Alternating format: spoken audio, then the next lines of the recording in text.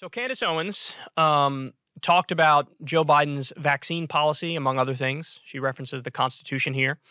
And I'm going to go ahead and play her comments, and then I'm going to tell you why this is just wildly incorrect. I feel like the topic that we have to talk about first is obviously the very slow shredding of the Constitution that has been happening since Biden has been inaugurated. Silly me, I read the Constitution. It said this thing about Congress passing laws, and we elect elect people to Congress, and this was the process in a democratic republic. But then the Biden administration figured out unelected bureaucrats, there's nothing in the Constitution about that, so we'll just make them dictators. They'll make laws, and everyone will have to abide by them. And now OSHA has made a law, and every company with employees, more than 100 employees, and they're looking at expanding even that, has to mandate that their employees get vaccinated. And if they don't get vaccinated, submit to weekly testing. And even if you do weekly testing, you still have to wear a mask. So I don't know if he's ever read the Constitution. I don't think he really cares. No. It has been one of the craziest things to see him do this over and over again. But beyond that, it's his explanation that people actually like what he's doing. So let's hear it from our commander-in-chief. Yeah. These requirements have broad public support, and they work. Already we've seen organizations that have adopted vaccination requirements increase their vaccination rates by more than 20 percentage points, often as high as over 90%. This is good for the workers, for their colleagues, for their loved ones, and for their communities. And it's also good for the economy. Of course. Yeah.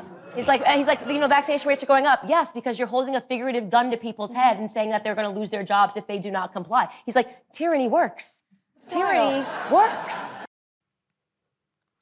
So I have a lot to say about that. She's referring to a vaccine or test policy as tyranny. Tyranny. Is it tyranny when your kids have to get the measles vaccine and the mumps vaccine and rubella and smallpox and polio and the whole list that you have to take in order to go to school? Is that tyranny? I'm just curious what you would say. Are seatbelt laws tyranny? If you're a construction worker and the law mandates that you have to wear a hard hat and goggles, is that tyranny?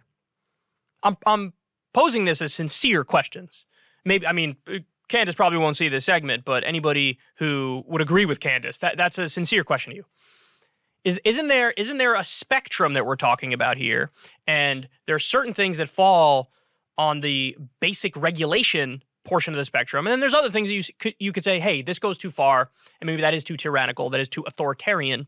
So me, for example, I am a bigger supporter of a vaccine or test policy. I like giving people the option. I like giving people the out. I do think to some extent it's a choice, even though this affects the community and the collective very much so. But so I'm against, a hard mandate, if you will. But is there not a spectrum? Is there not like, hey, this is basic regulation. This might be authoritarian. This is total, so-called freedom. So it's just, to me, what she's doing there is incredibly flippant. Now, she says something that is provably, verifiably incorrect there. So throw up the chart, because she says Joe Biden's explanation that, people actually like what he's doing. She's mocking the idea that people would like this policy. Well, look, this is from Gallup.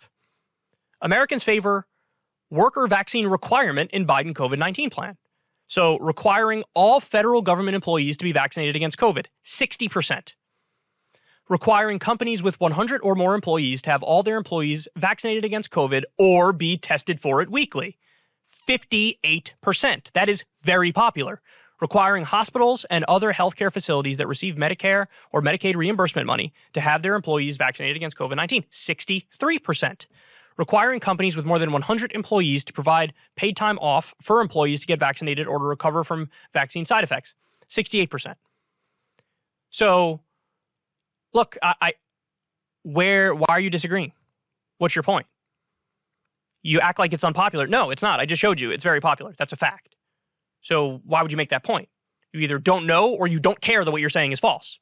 But look, let's be fair to her. Let's take it a step further, because it is a fair response to say, hey, man, it doesn't matter if it's popular because we have rights as well. And the Constitution lays things out that are off the table. So it's not open to a Democratic vote. So yeah, if you have a Democratic vote in 1952 in Mississippi as to whether or not black people count as human beings, a majority would probably say they don't. And, your response should be, well, I don't care what the majority says in that situation because people have rights. And it's your right to be a full human being if you're a human being. So that's a fair response. But what I would say to Candace Owens is, what exactly in the Constitution are you talking about when it comes to vaccine mandates? Because I've read the case law history from the Supreme Court. And even going back to 1905, there was a case that was a much more expansive vaccine mandate case for a particular town. I think it was in Massachusetts. And the Supreme Court said, in no uncertain terms, a vaccine mandate is consistent with the Constitution. You're allowed to do that. There's nothing in the Constitution that would prohibit a vaccine mandate. Now, again, that's not my preferred policy. I like vaccine or test. But we have case law in the United States for decades and decades and decades, from 1905 until today.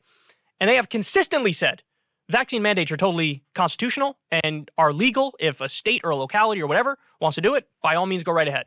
And here we're not even talking about that. We're talking about private businesses that are doing it. And usually under our law, you could agree with this or disagree with this, but usually under our law, the businesses get even more leeway than states and localities do. So, see, this is the thing that's so frustrating. Did you read none of the case law before you commented on this? Did you read none of it? Now, by the way, the Fifth Circuit Court temporarily put a stay on Biden's OSHA policy. So they're saying, no, you can't do the vaccinate or test for 100 employees or more for the businesses. You can't do that yet. But it's probably going to go to the Supreme Court, and the Supreme Court almost certainly is going to say, actually, they can do that. So that's my guess. Now, maybe I'm wrong. If I'm wrong, I'll come out here and say I was wrong.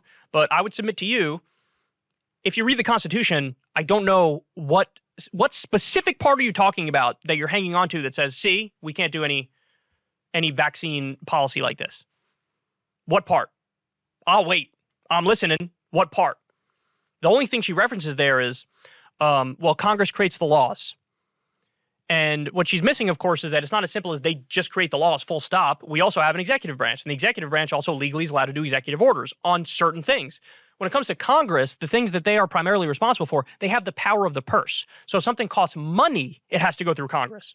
But if you're talking about a vaccinate or test policy, that doesn't cost money.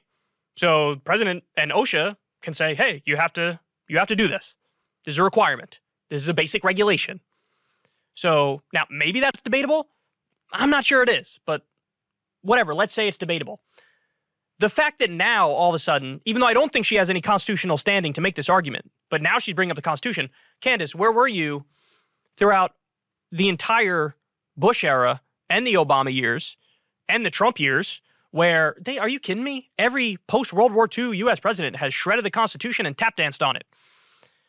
Guantanamo Bay is the most brazen violation of the Constitution I've ever seen in my life. And I'd like to ask Candace Owens how she feels about that, if she supports it.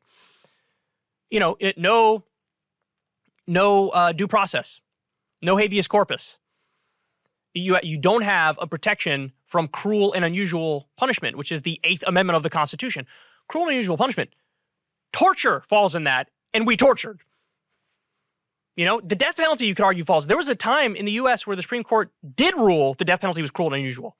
There was a period where it was viewed as unconstitutional, but there was a court that overturned it later on. So, but I would argue a plain-faced reading of the Constitution, if it says you can't do cruel and unusual punishment, I definitely would say that, regardless of what you think of the death penalty, I would say that by definition is cruel and by definition is unusual.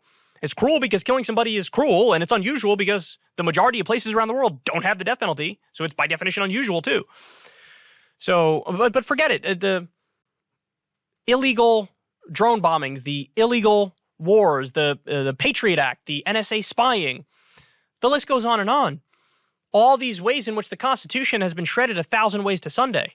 And she has nothing to say about any of that unless and until we finally get to the point where it's a vaccine or test policy, sort of a middle-of-the-road basic regulation during a pandemic, and now all of a sudden, she's outraged.